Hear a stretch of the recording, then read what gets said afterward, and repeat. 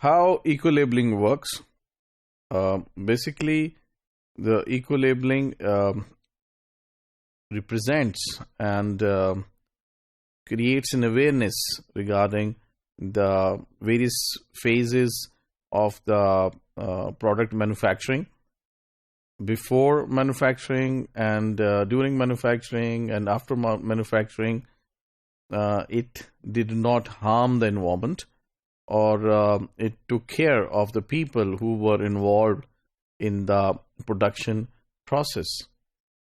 Um, we will remember that previously there was a challenge of child labor, which still is a challenge. So that is also something which is related to the environment. So if Pakistan's carpets are being manufactured by the child labor, so it is discouraged internationally.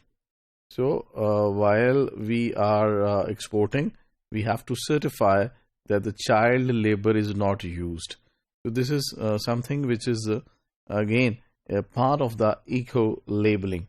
So the environment and the people, they are not harmed, and the customers compare on these features, and these features are so strong that sometimes there are certain dimensions which become the part of the legislation, but still mostly the eco-labeling scheme is voluntary and open to manufacturer in and outside European Union. तो बहुत सारे जो concern है वो customers तक related होते हैं, और कुछ कंसर्न जब बहुत ज़्यादा बढ़ जाते हैं तो वो फिर कानून की शक्ल भी इख्तियार कर लेते हैं. तो अभी तक जो इक्वल लेबलिंग से रिलेटेड जो वेरियस स्टैंडर्ड्स हैं और डायमेंशंस हैं, वो they are more voluntary in nature. But when we say voluntary, it does not mean that a person or a company with eco-labeling and a company without eco-labeling, they stand equal in the markets.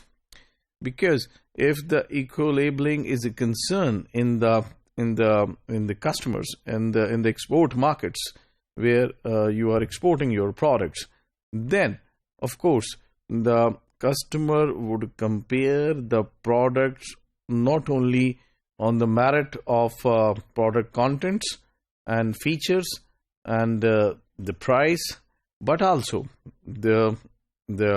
its equal label, because there is an increasing concern in the Europeans and American markets regarding environment damage, which if a product have in its manufacturing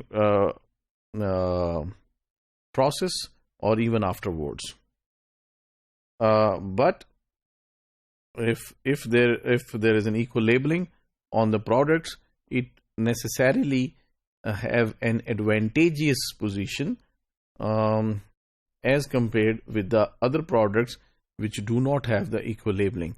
So though it has a voluntary status at the moment, but still gives a very advantageous position and a preferential preferential treatment on the part of the customers when they are choosing and selecting the products in the market.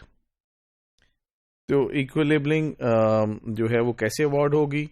So it works like an endorsement, and there are independent bodies which have a significant integrity, that they are international. There are national or international bodies which award this eco labels, and award of the eco label is made by the competent national authority of exporters country and is based on the study of product life cycle.